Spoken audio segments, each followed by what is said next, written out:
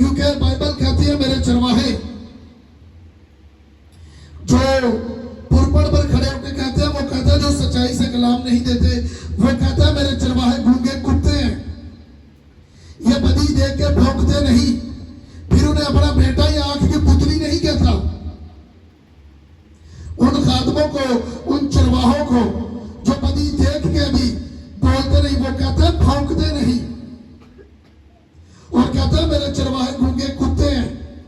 जो बदी करते हैं उनसे वो चीजें हदिये, वो चीजें लेते हैं।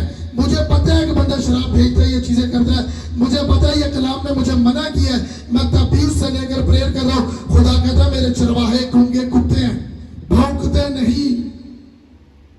सख्त अल्फाज इस्तेमाल किए खुदा ने। कुछ टाइम पहले इसी चर्च में वो लोग आए थे, वो बड़ा एक बीज लेकर आई थी वो बहन, खुदा ने उसे आजाद किया था, और मुझे पता था कि उनकी फैमिली में ये लोग शराब बेचते हैं।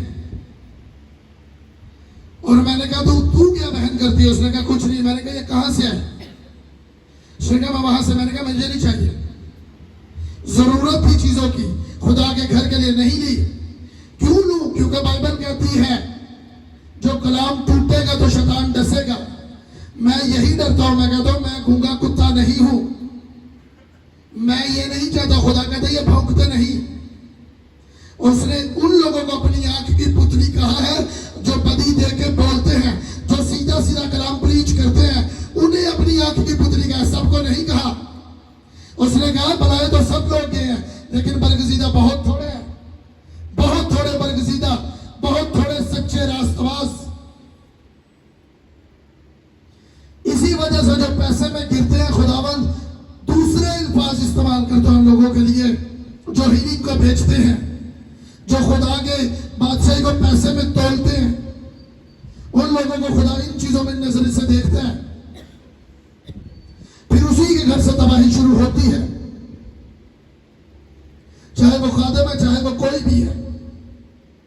इसी वजह से खुदा फिर कहर में आता है, तबाही उसकी होती है। फिर जो कलाम सच कहता है उसी पर अड़े और खड़े रहो, चाहे चोर सब छोड़कर चले जाए। खुदा बाप हमें छोड़कर ना जाए, उसकी हजूरी हमें छोड़कर ना जाए। इसी वजह से कहता है जब किताब बंद हो रही थी, इस नबूवत की किताब को पढ़ने वाला, इसे सुनने वाला, इस पर अमल करने वाला, तुम लोग बताओ वो क्या है? क्या है?